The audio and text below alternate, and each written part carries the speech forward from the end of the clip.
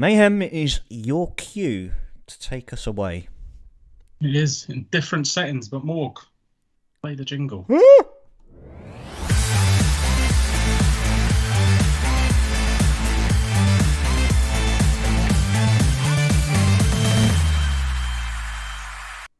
Hello, ladies and gents, and welcome along to the Football Booth podcast. My name is Fennon. I'm one of your main hosts. Joined alongside me, simultaneously, I've got Mayhem and Cam in the same room. How are we doing, boys? It is groundbreaking stuff for the podcast. We are actually two people from the pod in the same room. Who'd have thunk it? So, if your brother's being a dickhead, you can punch him in the head. My liver has took a battering over the last couple of days trying to keep up with this fish that drinks. But yeah, man, we've had a good couple of days. I must say, you honestly inhale drinks. It's mental. It's unlike anything I've ever seen. But yeah, we've had a good couple of days. Like I said, Jim Jeffries, he's actually watched. He's watched Celtic this weekend. It is groundbreaking shit. Fucking hell. We've watched a good amount of football, so he's not going to have the easy. I didn't watch it. Don't watch it. Don't watch it. And that's why we've shifted it. Although no one will know it, we've shifted to a slightly earlier time because Cam jets off in a few hours back to the urban surroundings of southeast London. Wow, giving out postcodes and that, mate. Wow. Up on the hill. Southeast London's a big place. I don't get out your postcode. Starts with a D. Anyway. Yeah, mate, we're good. How about you, Cam? Yeah, mate, it's been different, but it's been good. Yeah. Wait, how long were you out for? 4 or 5 days. Oh, a nice long weekend. Yeah. He's had the pleasure of interacting on a full-time basis with his godson and the other two, and I'm sure he's got some The other two. war wounds. Well, the other ones aren't your god kids. He's got some battle scars. I'm sure he's been fully enlightened as to whether or not he wants children in the future. It's a no. I think that was the answer prior to the interaction he had with his godson. I think he obviously loves his time with him, but he appreciates he at the end of the day he jets off and he can give him back. Yeah, that is. Well, it's been an interesting week for football. It's been a week of all-time highs and utter dog shit lows. I can see you laughing in the background, Cam. Don't you fucking start now. I always like to start on a positive. You know I always do. I don't know if that's a genuine cough or if he was going to try and cue something there. No, he wasn't. But boys, I know we've had club football return this weekend, but I want to give you my massive congratulations on your history-making result over Spain in the week last week. 2-0 victory over Spain at Hampden Park. Has your thoughts on Steve Clarke changed ever so slightly, Mayhem? I'm hoping you cut a lot of last week's podcast. Oh, I absolutely did. Don't worry, I did you massive favours, mate. No, look, obviously the result was monumental. I think it said a lot that I rang Cam at half-time and said, we're beating them. And Cam went, yeah, we'll still fucking lose. And I went, yeah. And then I was still on the phone to him in the 70th minute as I was walking back from the shop and I went, mate, I'm going to have to turn this on. And he went, you won't believe it, mate. And I went, no, we're not too up. He went, yep, Scott McTominay again. So there's someone out there, a big Scottish Man United fan that's absolutely bagged a massive bet. But yeah, look, I think you said it perfectly that it's actually this dire that this is probably the best Scottish team for a long, long time. And this is what we have to put up with. It's the best Scottish team in my lifetime, and that's as depressing as it gets. We're still shoehorning players in. Aaron, 3 left backs, and we force them all into the team. Aaron Hickey, Tierney, Robertson, one at centre back, one at right back. But I think the big thing that we were kicking off about was, Cyprus at home. He didn't need the 5 at the back. We could understand him doing that against Spain. he did do it. Rodri cried, inject his tears. But yeah, a massive, Oh a yeah, he massive, kicked off big time, didn't he? Fucking absolute. salty or what? Um, I but mean, it sets us up really well. it really does, Big and it time. is the start good and then fuck it up. So it'll be a difficult couple games next, but hopefully they'll just keep on the momentum. Don't do anything stupid, and we'll qualify for a World Cup. Euros. Euros, yeah. Fingers crossed. But I mean, because projectively, that was a win that we didn't really predict on paper. And so the fact that you've taken 3 points against arguably your strongest opponents in your group goes an absolute long way going forward. 100%. Yeah, no one. I don't think, like I said, that anyone really realistically thought that we could get a result. So look, 6 points out of the first 2 games. You couldn't have asked for any more. Scott McTominay, absolutely channeling his inner Zidane and bagging 2, a clean sheet. Angus Gunn obviously has come in. He's kept 2 clean sheets in his first 2 games. So yeah, Ryan Porteous, I think I called him out before. I think he's looked really solid in the games that have seen him. So there's probably a wee bit more optimism, but still I think the criticisms are valid that, when the likes of, Cyprus and whatever other team are playing, I can't even remember. I think whoever Norway drew to, but when the smaller Georgia, yeah, like when Georgia, yeah.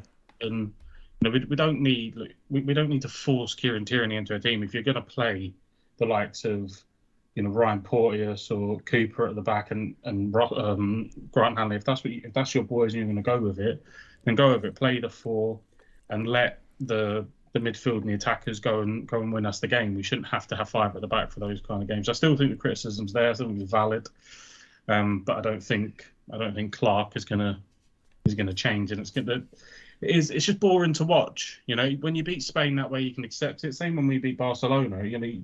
You look back on that result fondly, but you don't watch it back for the football. I mean, we were of course. back to a flat back 11. It was a massive result, a great night, but you don't think, oh God, we played excellent. Probably better against Real Madrid this season. We got pumped 3-0 than we did against Barcelona that night. So courses for courses, but we'll take it. But I still think the criticism's there. I don't think he needs that, that absolute park the boss mentality when those smaller nations come. I think we should back ourselves to beat Cyprus and beat the likes of Georgia. Yeah. And then when you're dealing with the Erling Haalands and you're dealing with that Spain team, although it didn't look like a fantastic Spain team. It really wasn't, and they didn't play well in any sense whatsoever from what I saw from them. And then obviously, it's a massive error from Pedro Porro for the first goal, which sets up McTominay for the opener. And then again, it's just they looked like they were scrambling for the second, and ultimately Scotland were pretty lethal on the break from what I saw from the highlights of that game, and took their chances, and you can't ask for anything more of it. The one thing I did notice though, because I don't know, correct me if I'm wrong or not, but I'm pretty sure that Steve Clarke usually deploys McTominay as a centre back in that team, and we saw him in a more advanced position where he's more familiar in that role for United, and just sort of went to show that he was completely wasted playing in defence, where he should be a player that is pushing forward and causing threats left, right and centre. I think what happened is Steve Clarke fell into this mantra that all English football fans fall onto. Ryan Porteous was playing good at Hibs, but that was only in the Scottish Premiership. He's gone down to Watford. He's done all right. So he's put him in, and that's allowed McTominay to step forward. But yeah, he has been deployed. No, for the Euros, he was playing back there and that. So he has been deployed as a centre-back. But certainly, he's not a centre-back, so he plays better going forward. And there was a lot of backlash from certain fans about Ryan Jack not playing and McTominay coming in. I haven't heard a lot of backlash after the game. All of a sudden, it seemed to go a bit quiet after that. But yeah, it's obviously been good for in terms of the international scene, but just nothing's quite like club football. So as much as it was a good result, was buzzing to get back onto the club scene. But obviously, you boys picking up, that result that you needed as well. I think one of those games that Wales and Scotland not really that accustomed to, where you go in as massive favourites, but you still got to get the job done and get over the line. But Yeah, 100%. Yeah, no, we got the job done. Latvia had their chances, and it took a few superior saves from Danny Ward, but ultimately the second half, you could tell that we had the job done. We were comfortable in possession. Latvia didn't really get a sniff at goal. Nico Williams hits the crossbar at one point, and I think their keeper as well had a bit of a blinder himself. And so it was quite the battle of the goalkeepers for the majority of the game. And for the rest, it was just really just seeing the game out. And yeah, like you said, we got the job done. We go into back into club football, top of our group as well. And yeah, again, couldn't have asked for a better start. 4 points, obviously with the point against Croatia, and then going to Cardiff to take 3 points away from Latvia, who were on paper one of the easiest sides that we have in our group. And like I said, it was, the scoreline may say different, but watching the game, it was pretty comfortable from our side. And not as happy to return back to club football as much as you are. Obviously, you returned this weekend, and you were away to, who was it? St Mirren, I believe you were away to, or was it Ross County? Ross County. My apologies. 2-0 win, and I think it'd be fair to say it wouldn't be a modern day cinch Premiership fixture without there being any VAR controversy. And of course, you came away 2-0 winners, but of course, VAR played its big part. Do you want to talk us through that for me, Mayhem? Yeah, I think we can obviously chop it up a little bit better this week, and Cam can talk as well. But wouldn't it's not going down in any books as a classic. We know the crack at this point. When you go to the likes of Ross County and the teams that are struggling, that they're going to play that low block, and you have to move the ball quickly. And a few people have dropped out, carrying knocks. It looks like Aaron Moore was carrying a knock in Rio Hatate. So, Matt O'Reilly coming to the midfield, and Awata played on the pivot on the 6, and Callum was promoted to playing a wee bit further forward. But yeah, it was a bit slow, misplaced passes here and there. It wasn't really firing. Maeda got in a few times, and the last ball or the finish was lacking. And the first half was pretty lackluster, really, not really creating any sort of goal mouth action. And then we get a corner right at the end of the half, swung in. No one really goes up for anything, and then we get told that that they're reviewing something on the edge of the box of Kyogo. And then when Willie Collum runs over to VAR, they're actually reviewing a handball. Now the guy's arm is out here, and it hits his arm. So, if they're keeping the standard that they've kept throughout many games, where we've been punished, it has to be given. And obviously, they award the penalty. And Jota puts us one up at half time, but it was far from a classic in the first half. What do you think of it? Far from a classic in 90 minutes, mate. It frustrates me watching Celtic, the way we play. I think very lucky to get the decision, but at the end of the day, luck has to go your way. You win leagues with a bit of luck. Got it done. Poor finishing is what I'd go to. Final ball, lackluster. But we won. Move on. Tick it, cross it. Dot your I's, cross your T's. Simple as. 3 points in the bag. Move on to Saturday, win that, and basically win the league. That's it, 3 points, and that's what matters most. Good for Bernabei, Oh yeah, first goal for Bernabei on the weekend as well. Sometimes I think he's lacking in certain defensive skills. Hopefully Greg Taylor can recover from the knock that forced him off. Looked like a bit of a dead leg, so hopefully he can recover in time for Saturday. But yeah, good for him to come on and obviously score a really, really good goal and kind of ease the tension that was growing, because at 1-0 and 8 minutes added on, you're thinking the worst. You're thinking one decision here, and we've thrown away the position we've put ourselves in because we haven't taken chances. Kyogo has a fantastic chance that he misses. Was making himself illusions of himself and couldn't quite find the finish. But we should have definitely scored more goals before that point. But yeah, like Cam said, we get over the line. David Turnbull come on for Matt O'Reilly. He looks like just an empty jersey at the moment. I think his head's probably done and dusted. I think he's probably away in the summer. Yeah, and he was a name that you did mention last week that you'd expect to be leaving in the summer as well. So Lil Abada didn't even get off the bench, which I think is a bit ominous, and we chose to bring her on Rocco Vata from the bench over Abada. And again, that's another person that, if the rumours are to be believed, Premier League clubs are circling. So, if we can get that kind of £10 million range with the sell-on fee, I think we'll take that money and reinvest it in the squad. So, we're obviously in a transitional phase, and I'm sure Abada will still have a part to play, as well as Turnbull may coming off and doing bit part appearances. But in those kind of games where you really need that full-blooded energy, just kind of looked like he was tottering around. So I think he'd be all right at home when we can be a bit more comfortable against those teams. But I wouldn't be playing him any more of those tight away games where we're trying to get over the line. Exactly, especially with what's to come next week as well. He wouldn't be.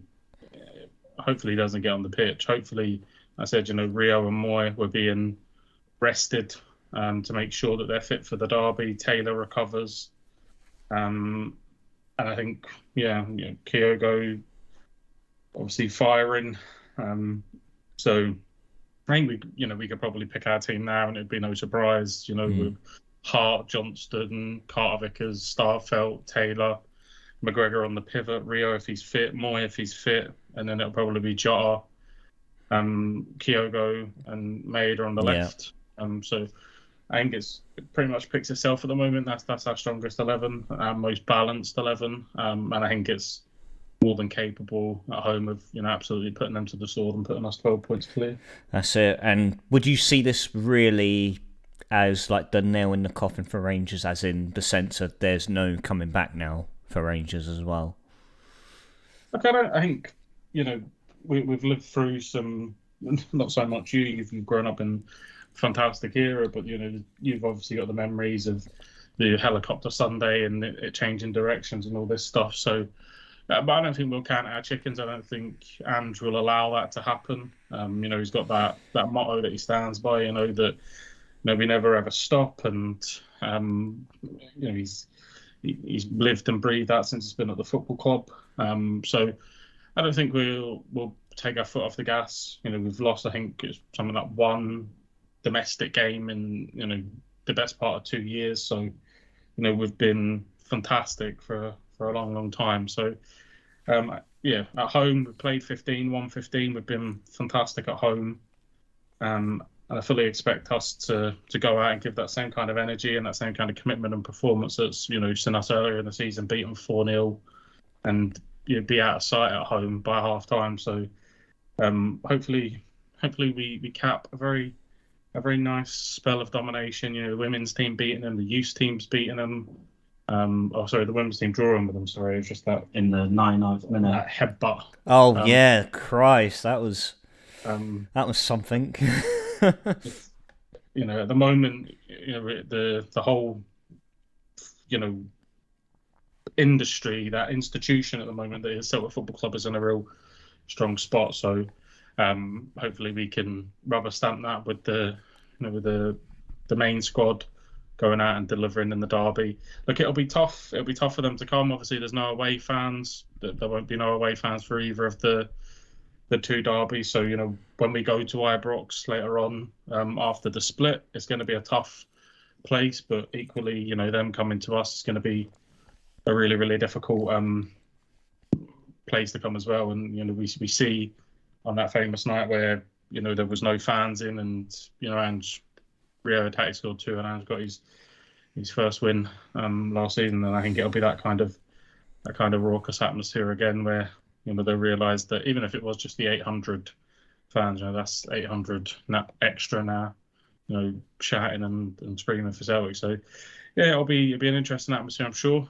But I'm confident that the way that we've been in these derbies and the way that we've closed them out in recent history, that we should get the result. Yeah, easy. Hopefully. I hate the games though. I think we always say I would more than happily go to a bigger league and only have to put myself through 2 league games a season, because it completely ruin your Saturday. You won't be able to eat, and then even if you win, there's just this kind of relief rather than actual elation. You have to kind of wait a few hours till all that's kind of seeped out and go back and watch it to even kind of enjoy the result. So Yeah, yeah, feeling. Be a difficult day come Saturday, but yeah, hopefully we're on the right end of the result. Yeah. Did you boys watch the Keith Stroud show on Saturday? Well, we had it on, didn't we? Had it on to watch Swansea go 1 up, and then we had it on to watch Swansea go 2 up, and then turned it off pretty quickly after that, and then was watching BT score, and obviously Seniors were back to 2-2. And we're kind of saying, before the game, you wouldn't have want to draw the game, but you're 2 down to your biggest rival. I think at that point, I think I speak on behalf of every City fan. I spoke to one this morning as well. I think just to avoid the double from happening, we would have taken a draw, and that's so depressing to say. And I honestly, I feel sick thinking about it. Like the whole game itself, I feel sick that we've got 8 games remaining with the likes of Jaden Philogene and Sorry Carber on our books. I feel sick that we're pretty much now likely to fall into the bottom 3 after that, being tied on points with Huddersfield now. It's just I just want to put on record as well, I heavily apologise to my partner for being the most miserable bastard in the world on Saturday evening as well. But it cut deep more than ever on Saturday. It was a game of 2 halves. Initially, it was a game of 2 halves, and this is trying to speak on a impartial level and not at the irate headspace I was in Saturday evening. Yeah, it was a game of 2 halves. Keith Stroud, who I actually praised earlier on in the season when we had him officiate our home game against Watford, who I thought had a good performance. The guy should never officiate a game for the rest of his life. Guy should go flip burgers at fucking McDonald's or whatever. I don't fucking care. Or be 6 feet under for all I fucking care. Awful performance. But the first half pretty much spelled out that, oh wait, well, here we go again. Failed to sharpen the derby. They want it more than we do. Gave a strong sense of that. And then Philogene pulls out a bit of magic, turns into prime Messi for a moment and pulls one back for us, and ultimately Andrew Fisher should keep it out. He absolutely fluffs at it, and with great fortune find ourselves back in the game. Momentum completely switches over to us. The stadium's rocking once again, and then second half completely on top. They didn't get a sniff at goal. And then the equaliser came through Ruben Colwill, who digs out a brilliant cross, by the way. Absolutely brilliant cross. Gets onto the end of a loose ball that's on the brink of going out for a goal kick. Gets on the end of it. Manages to pick out Cabra at the back post, who heads home easily to equalise. And I don't think I've screamed and shouted at and celebrated at an equaliser since the Belgium equaliser in the Euros in 2016. It was that big.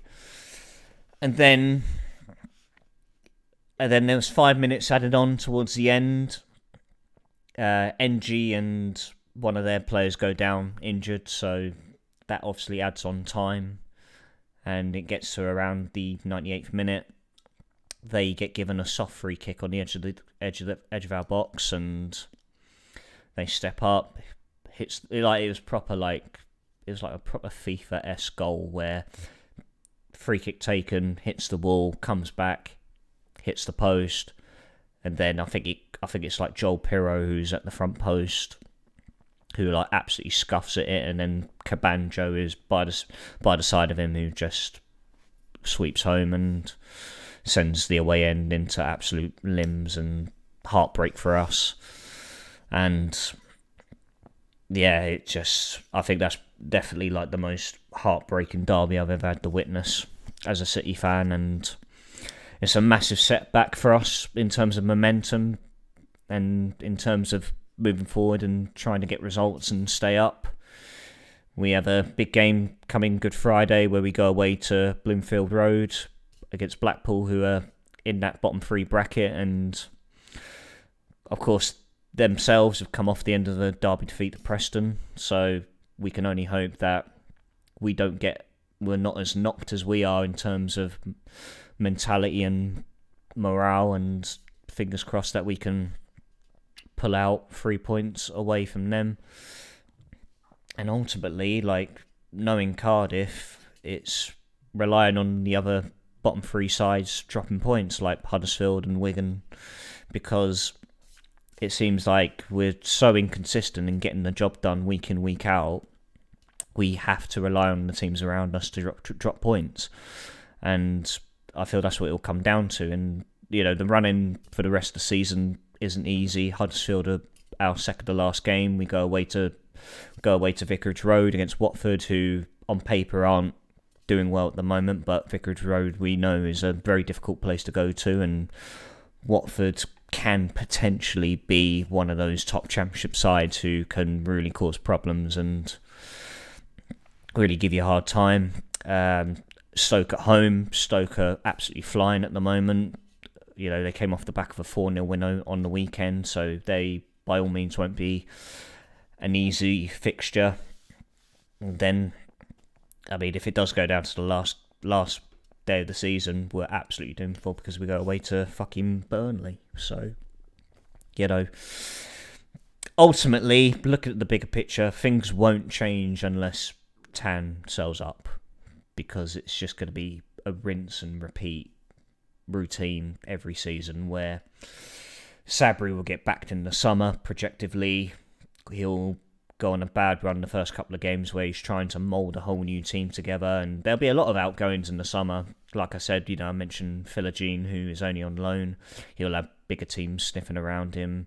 Sorry Kaba, who's come out and said that he would like to return to South Wales for another season, but again, I think the form that he's been in, he'll have bigger clubs sniffing around him. And then there's just still plenty of deadwood in and around the squad that will be shipped out along the way. I feel there'll be quite a few young players like Isaac Davis, who I reckon I could see going out on loan to League One. Colwell's 50-50. I mean, I know he had a big moment in that game on Saturday where he got an assist for the equaliser, but again, he's not getting consistent minutes in the first team, and has been turning out for the under-21s a lot as of late. So there's a big question mark over him. And then it's just all down to who Sabri wants to retain in the summer, what names he wants to bring in. Again, the finances aren't going to be there, so it will probably be, you know, a couple of loans and then whatever free agents he can pick up. You know, another one being Connor Wickham, who, by the way, who received heavy criticism after the game because there was Instagram footage of him out on the piss doing balloons in the back of a cab. And so I thought Cardiff fans were figured a bit too big about that.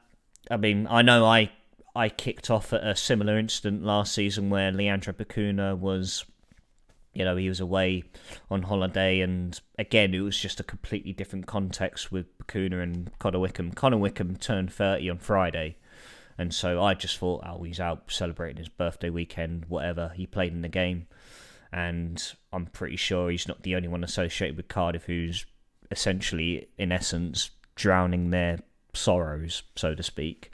Leandro Bacuna was, on paper, a high earner at the club, was, not looking for a way to get back into the first side, and in his caption was basically spelling out that he wanted a way out of the club. And so, just to purely put on record, I thought Cardiff fans were a little bit over-exaggerated about that. But, whichever way Sabri decides to take it, we don't know. But again, he might be one that could be on that chopping block in the summer. And but like I said, it all comes down to what happens higher up. And I don't feel things will change. And we look like a club who are going to be staring in the face of League One next season. But it's 8 cup finals we've got to play now, and take as many points as we can, and just hope for the best with the other teams around us, that they drop points, and we get to stay in the Championship next season. But again, all hope is gone for me at the moment after Saturday's result, and it's going to be a long way back mentally.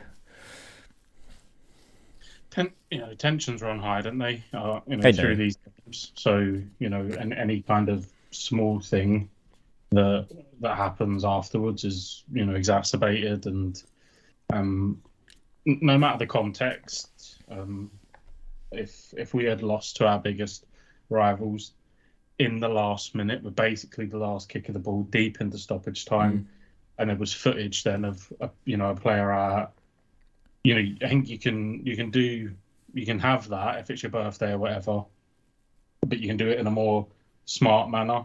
And if you're going to let people take videos, then it's going to betray you, as in you're living it up.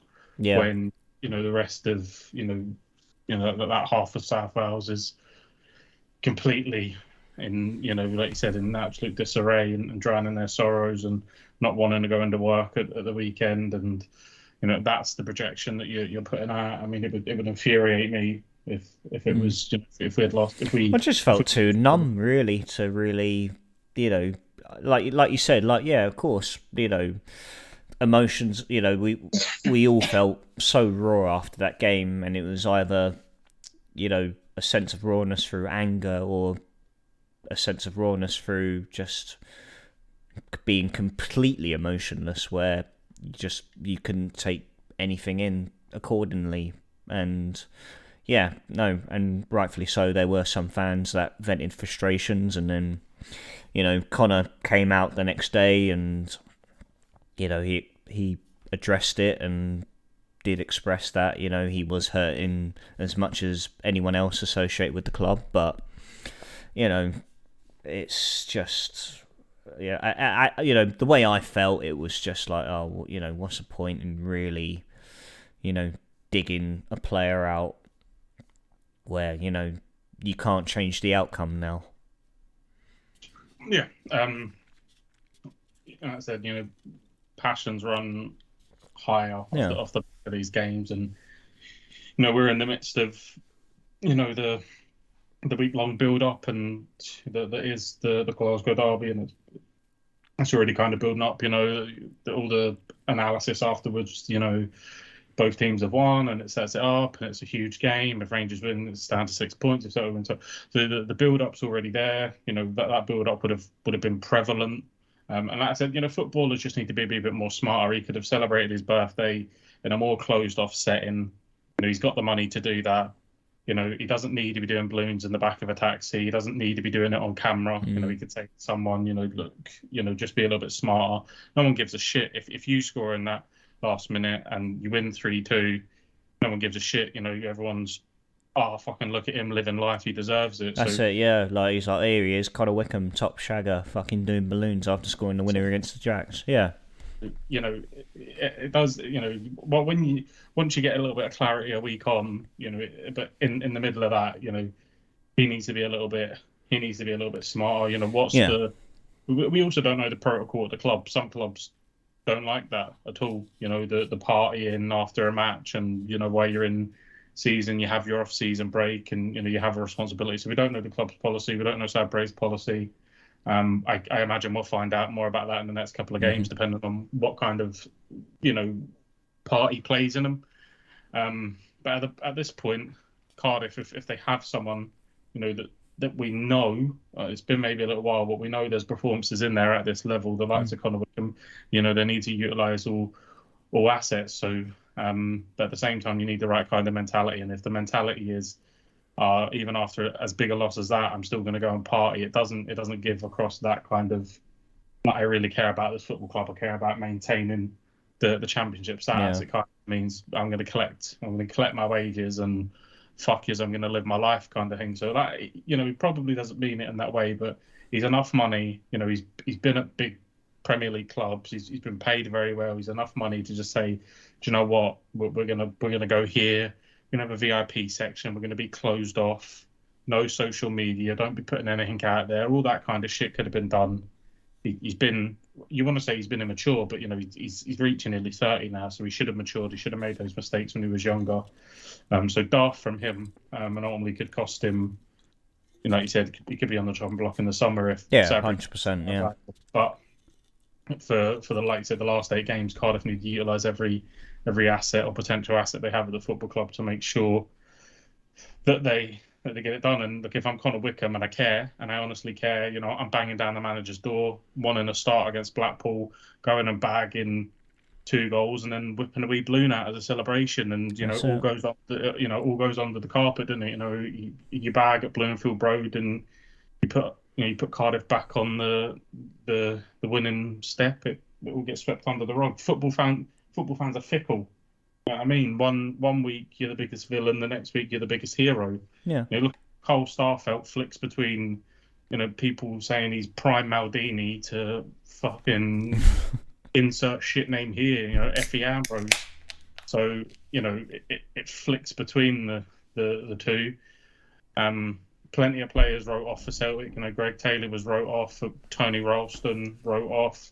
You know, so plenty of people wrote off for Celtic, and have made, you know, a resurgence and come back. So amount of times that people said we should have sold James Forrest, and now he's in the 100 club for goals and assists. So there is a route back, but he needs to show a real desire to want to play for the badge in the club. It's a massive bipolar fan base environment, football. 100%. That's the emotion. It's like a tribalism. You know what I mean? You care about your football club so much. It's, you know, it's a real tribalism. So, you know, Conor Wickham has no affiliation to Cardiff, so he doesn't feel that connection. But you know, hopefully he'll be absolutely gunning to put in a performance against Blackpool with a bag, and Cardiff will pick up the 3 points, and all will be forgiven as you know, stretch a little bit away. The Huddersfield result was a freak result. I was in utter disbelief how they you know, they were 4-1 up as well at one point, and to come away and beat Borough, who are arguably the most informed team in the Championship right now. You know, it's a masterclass from Neil Warnock. Complete freak result. So hopefully not too many of them. You know, Cardiff can get back on. You know, you were building up to the derby. What probably didn't help was all that bollocks with Rotherham as well. The fact that game's been set to be set back to the... Oh, yeah, no, fuck that shite and all. Yeah, the fact we have to play the whole game in full again. So, you know, nonsense. The way that game was looking, you're 1 up in complete control. You know, that's had 3 points on that to give you more of a buffer. So, yeah, the pressure's building. But, you know, there's winnable games there. You know, the Blackpool, the Rotherham games, you know, teams in and around you, they're massive. And then we know that Cardiff have the ability to go and give anyone in the Championship a good game on their day. We see them beat Norwich and Nottingham Forest last season on their, although the team's changed obviously a lot. See Tommy Doyle scoring for Sheffield United the other week in the quarter final of the FA Cup. Yeah, late on as well. Yeah. So you know, there's a lot of turnover at Cardiff, a lot of loans, which is the difficult part because you get really attached to these players and then they disappear and it breaks your heart. But Yeah, don't get attached to loans. We've been here plenty of times. No, Jaden Philogene, I won't do it. I won't do it. I won't do it. Don't get attached. But ultimately, yeah, shit. I wanted to send you a message on that Saturday, but the way that you lost, man, I didn't have words to. I just knew what I'd have been like. And I've obviously my 3 kids to kind of try and shut off and bring me something. But I know what I'd have been like, man, if I was no kids, just responsible for myself. I think I would have disappeared for 48 hours. That was it. And, I was sat there with my partner and she just didn't know how to react to anything. She was just like, she put her hand on my lap and just went, do you want to share anything? Fucking bless her. And I'm just like, no, go away. Do you want to share anything? Probably not things you want to hear. But, yeah, obviously, shit result. But the good thing is, the Easter weekend provides you with a very quick turnaround and a chance to put it all to bed. If you get a result, then you're only as good as your last result. And it'll obviously hurt because that'll be there for the season. You don't get a chance to put that right till next season. But it's all about survival now. That's it, yeah. And hopefully, Sabri gets him in a training, gets him working hard, gets him in a real good place, going up against. There should be a little bit of motivation to go and bat a Mick McCarthy team as well. Yeah, exactly. Oh, Hopefully. Absolutely. No, same with Warnock as well. When Huddersfield come to town, or if we go to Huddersfield, I can't remember which way round it is. I think that should be motivation in itself to go and get one over a former manager. Speaking of, those who like the party life and doing balloons, Jack Grealish and Man City came away with a massive victory over Liverpool, 4-1. Cam, did you catch that game? I thought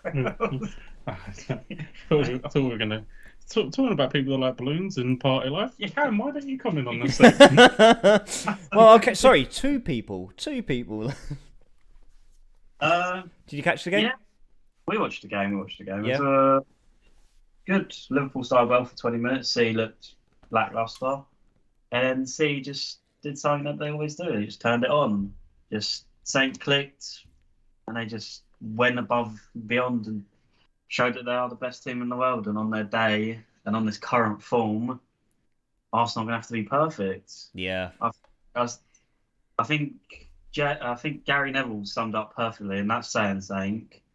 I think it falls down to the game at Anfield. All right. I think Anfield. I don't think Arsenal are good enough to beat City. Don't think so. I think they're down. They cut that.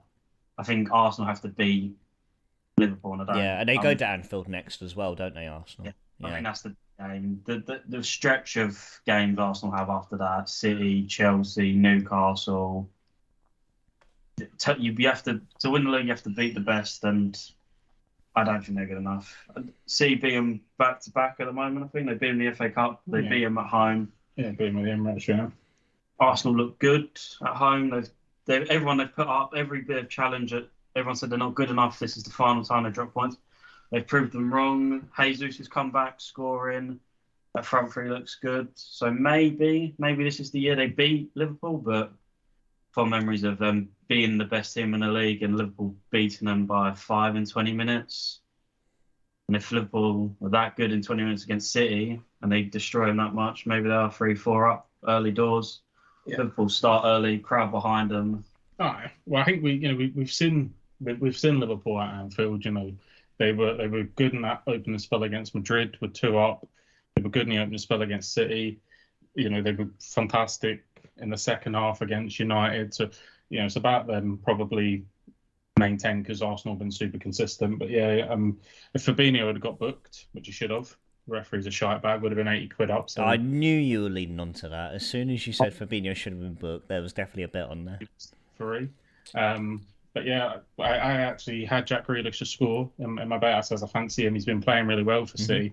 He gets a lot of slack, and rightfully so. He loves to throw himself down.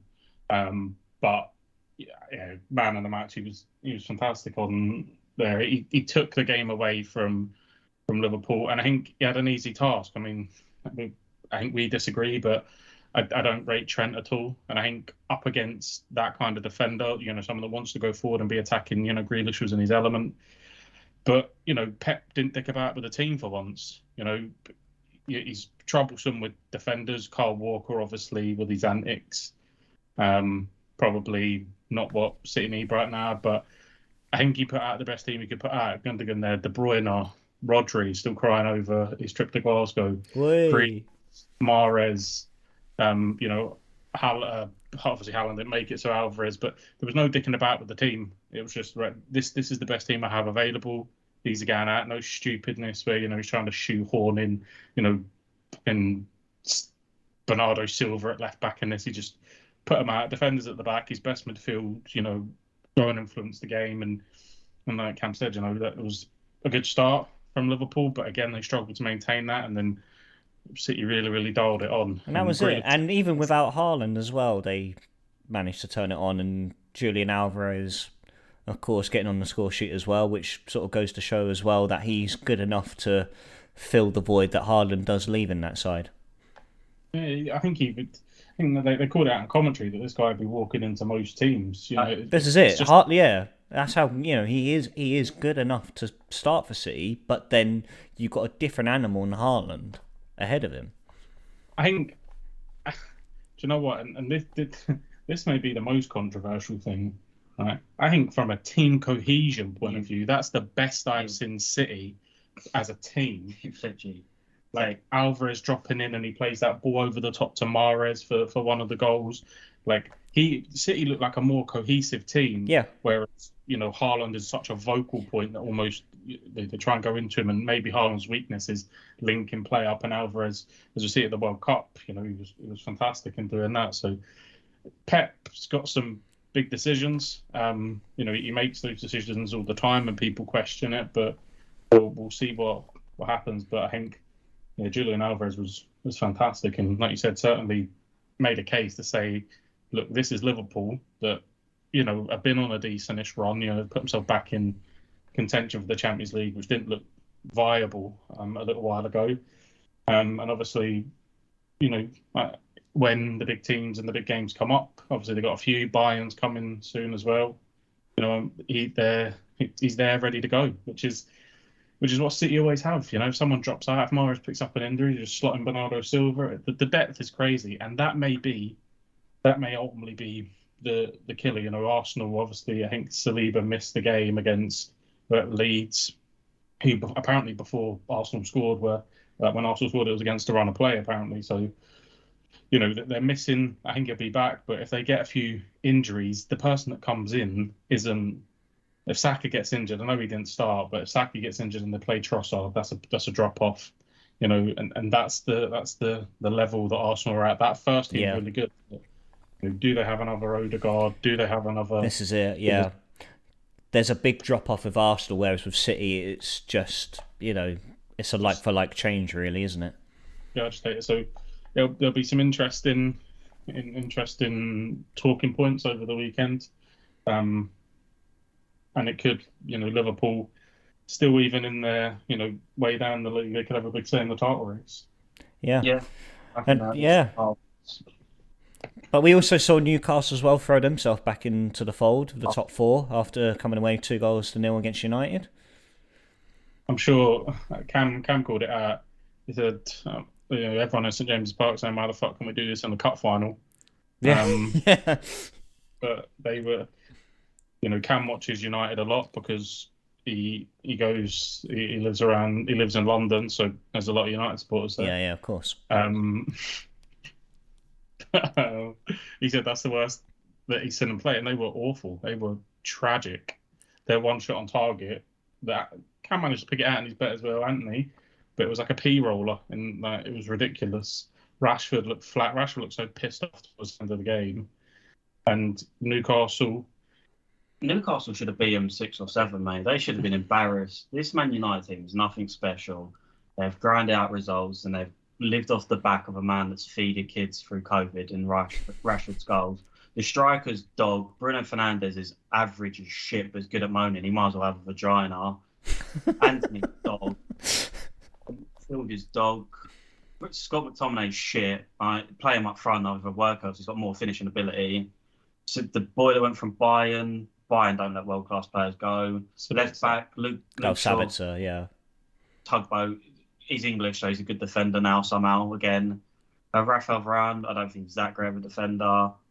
5'9" Mahrez, he's just a drug dealer Argentinian kid that somehow picks out a moment that clears off the line. That's not the Mahrez I remember. Dog shit. He's dog shit. And David De Gea, yeah, again, Man United saviour. If they didn't have David De Gea this season, I'd like to see how many goals they conceded. Well, you think even with the purple patch that Rashford was in this season, It goes. If you watch United's first half an hour in every single game, they are dog. That Rashford hits a counter attack, scores, then they become good. At Anfield, dog for the first half an hour. The ball gets overplayed. Rashford takes it first time instead of taking a touch and burying it. Then Liverpool go on, they score, and Gakpo scores in the 44th minute, and they put 6 past them. And everyone, they brought up a stat, I think. I think what the thing that I've had multiple chats with multiple United fans, because again I live in Northern Ireland, so a lot of United fans make sense. But I think we've kind of chatted about it. I don't think this guy is, what United fans are making him out to be. But honestly, what were they missing? They're missing a bit of steel grit and a little bit of quality. That's what Casemiro provides on a week-to-week basis. And without that, he makes everyone in that team look better, which is saying something, because he's called it out again. He hit the nail absolutely on the head. Real Madrid do not let world-class players go. Luka Modric still cutting about. He basically needs crutches to fucking run 90 minutes, and he's still playing in that Madrid team. So they don't let world-class players go. Sergio Ramos played up until the point where, he had to go and fuck off to the French league. So the fact that, they've let Casemiro go, and obviously they've got a decent fee for him, tells you that they didn't class him as elite the way that United have, but he's certainly their best midfielder, which is a scary, because they need to replace him in, a season? 2 seasons? This is it, yeah. But yeah, two at most. Like they have the same problem again. They're going to need to replace this guy because he's 30-year-old, and they've been making the same mistakes. Like Christian Eriksen, when he plays, looks good for him, but how much longer are you getting out of Christian Eriksen? This is it, It does. When was the last time that they had, an actual fundamental midfield that you go, right, build the team around him. He's going to be there for, Pogba was meant to be that guy. The one that you think now is Scott McTominay, and how scary is that? Oh, fuck off. That's.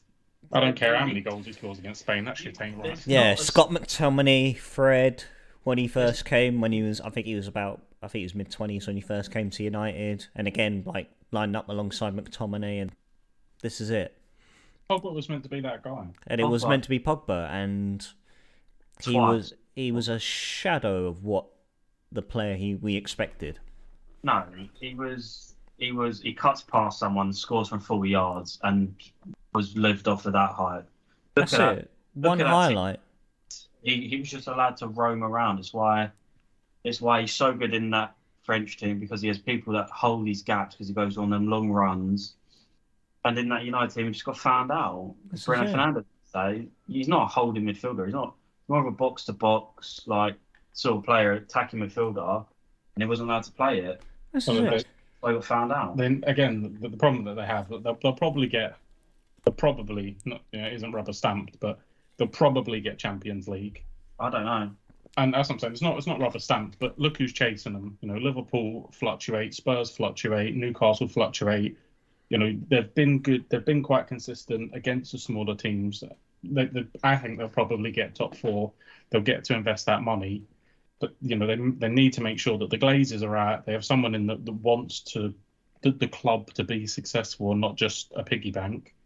And they're going to need, yet again, they're going to be in this transition phase that they've been in for fucking because 7-8 years. Yeah, no, exactly.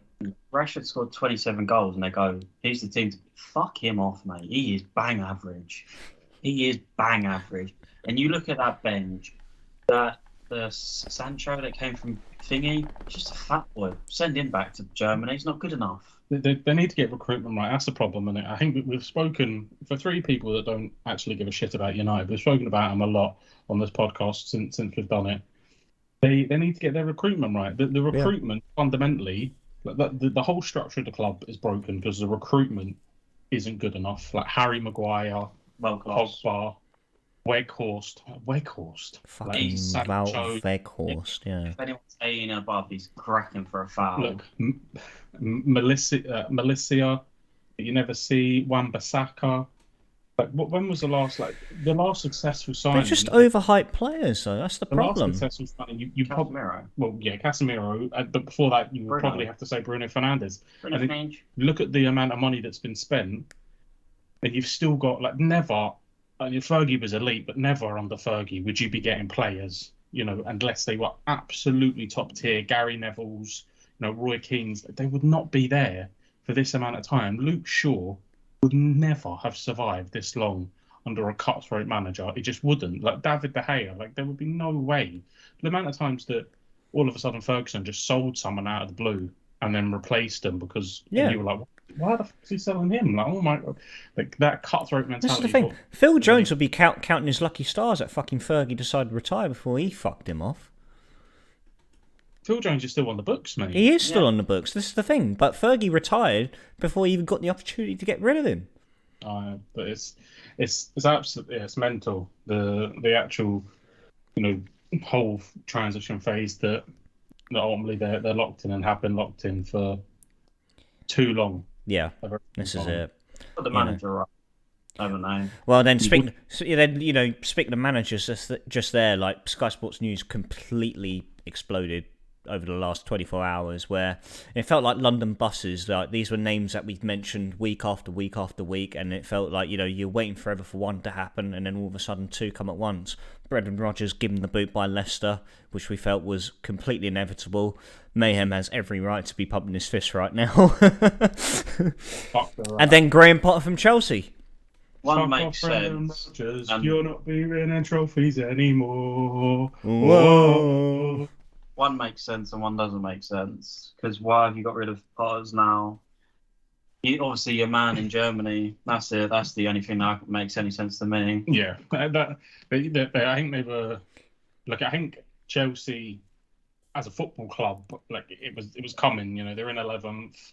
They were losing games that we didn't expect them to be losing. They've been doing that all season, mate. So I think Potter. But they're in a, they should just never have sacked Tuchel. They should never have sacked Tuchel. They shouldn't have. But they're that should never in the final of the Champions League. Give the man that. Quarter final, not? Of course, whatever. Well, they got Madrid. They're 11th. You're over. Your season's over, yeah. Well, that fan night that he done, that doesn't look great anymore, does it? Or he's like, we'll try and win the next game, and we'll try and win the fucking Champions League. Well, no, Graham, you're not. Learn to walk before you try running, son. Yeah, so I think Nagelsmann, they're maybe thinking, look, he's available. That guy is a long-term project. Obviously been at Leipzig, very successful, was sacked for being successful. Was sacked for being a point behind Borussia Dortmund. And then we found out they were playing Borussia Dortmund this week and have subsequently battered them. Tuchel's gone in and they've battered them. They're back at the top of the league. World-class manager, isn't it? Like project or won the Champions League. I think, for me, Nagelsmann should have been given to that Dortmund game. If they don't win the Dortmund game, then maybe. But, the Bundesliga is inevitable, and Bayern are just going to win it. And, Chelsea are probably thinking that they would take the punt on him. Does it mean Graham Potter to Tottenham? No, it means Poch back to Spurs, I think. Poch. Well, as long as that rat fucking Brendan Rodgers doesn't somehow fucking fall on his feet and land at the Tottenham Hotspur Stadium. I mean, at least there's a few names for Tottenham to go after. What does make me worry, and I really hope that Tottenham and Chelsea make their moves quickly, because I don't think Ange would be interested in Leicester, currently in the relegation zone. But if Tottenham were to come knocking, I just think,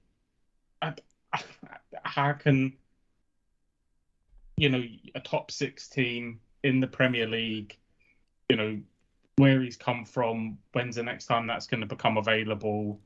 I think it would be difficult for him to turn down. I know that he's on the short list for the Tottenham job, apparently.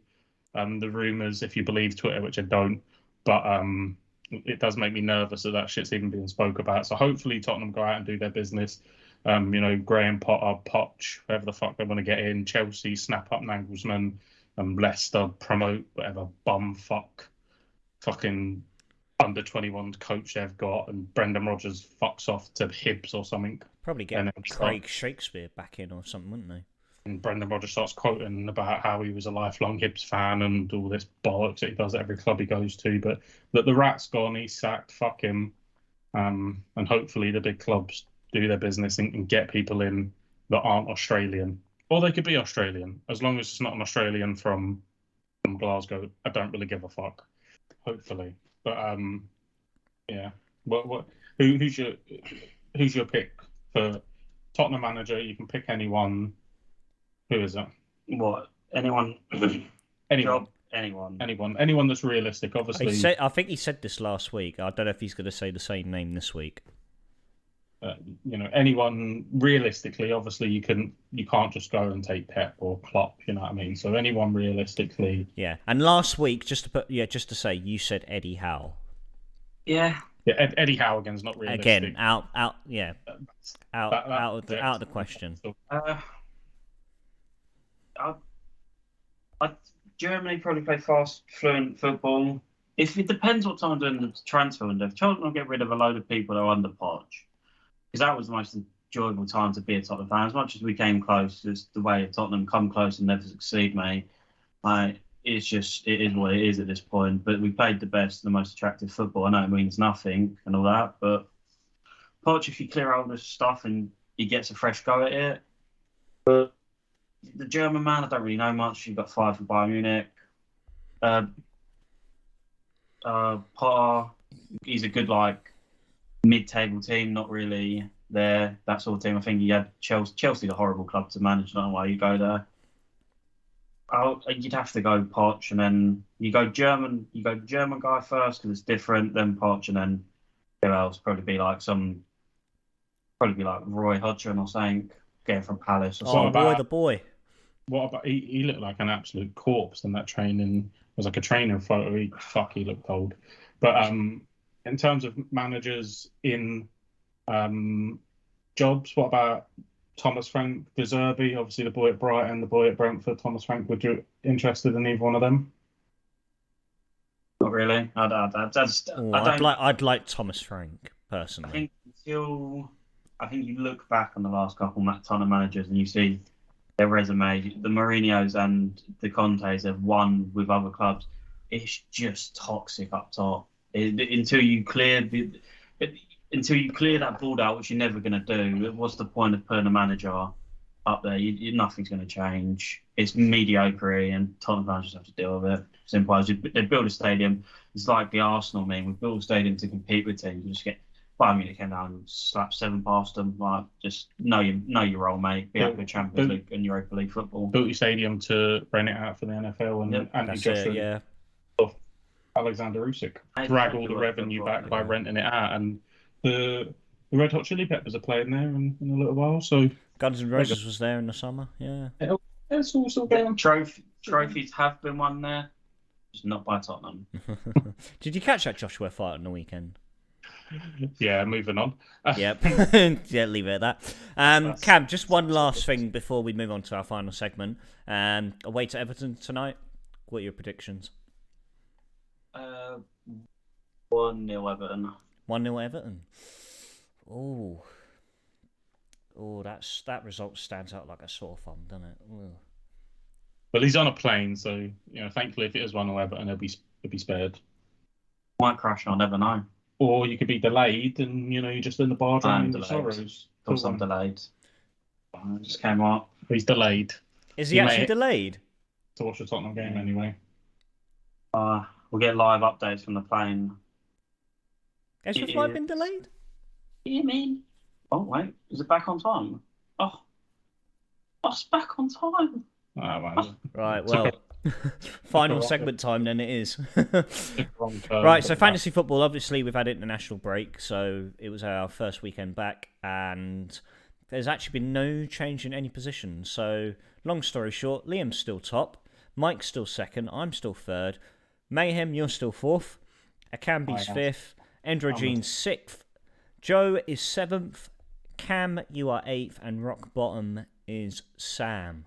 That comes around a Tottenham kit. Tottenham kit's still on the way, Sam. You don't even watch this, so what we do need to do is we keep it real quiet until the last 2 weeks. Then we say, remember you agreed to this. Yeah. Remember when you were top at in April? You also ran a Tottenham kit as well. Why not? If the season falls apart, it will be tragic. God, it'd be fucking hilarious, though. It would be top jokes. He only brought it on himself. He did. He only brought it himself. I don't quite know how, saving for a wedding, I'm going to be able to partake. But like I said, I'm 30 in July. Just all come over here. Get all the boys up in the big smoke. We're going to wrap things up, ladies and gents. Gentlemen, thank you very much for joining me. Safe travels back, Cam. Thank you. Yeah. Groundbreaking stuff. Maybe one day we can do this podcast and we're all in the same. And we're all in the same. Yeah, exactly. That would be absolutely. How much does this get cut out? I don't know how the fuck we would do it because I have absolutely no recording software. And not to burst your bubble, Morg, but I don't see me in Sweden anytime soon. Unless you and Maria are registry officing it and you're like, I'm doing a stag. And then I'm like, well, Morg, I'm saving for a wedding, so you may have to pay for me. And then he says, okay. And then we fly out. No, honestly, no. It's on me to bring the bread home, and if I get the recording equipment to bring abroad, or if I can, get you a ticket out to Stockholm, then by all means, we'll make it happen eventually. Let's put it that way. One day we'll be all in the same place. Maybe one day we'll move back to the UK, and it won't be a fucking 6-hour flight. Maybe. Do I back myself to get on that flight though?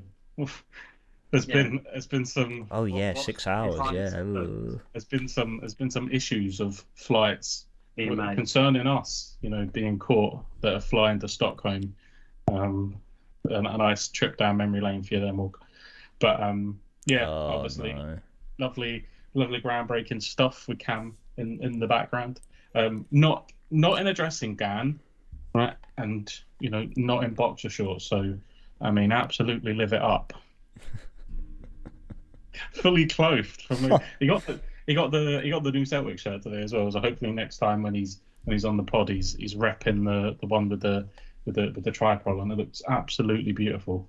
Look forward to seeing it. Hopefully after a positive derby win on the weekend, and we all reconvene on Monday, Cam will be rocking the beautiful tricolour alternative fourth kit. Fuck knows what it's called, but it's a beautiful kit. So you've got Cam rocking the tripod fourth kit. We got you rocking the Matchdog 2020. I think I've actually got like a wolf tones tricolour that I'll tie around my neck if we win on Saturday and do the pod. Ooh, okay. And a tricolour, just to absolutely change it up a little bit more. Anya probably won't be happy with that. Maybe be a bit too sectarian, but fuck it. It was Derby. You don't need to know. Keep the door closed. You're good to go. Remember 2 weeks ago when you were slagging off to Scotland saying to beat Spain? Let's just rein it in a bit. Yeah, we'll take the 90 minutes as it goes. Hopefully, it's a good 90 minutes. Steve Clark is still a ball bag. Oh yeah, that's something still a ball bag. We'll leave on that. Steve Clark's ball bag. Everyone, thank you very much for joining in. If you are new to the Football Booth podcast, you can check out all the episodes on Spotify, Apple Podcasts, and Audible, and other audio platforms. If you'd like to catch all the live recordings, head on over to the YouTube channel, The Football Booth, where you can find them there. Whilst you're over there, drop a like, subscribe, and ring that bloody bell for notifications. Until next week, ladies and gents, I bid you all good night and no star.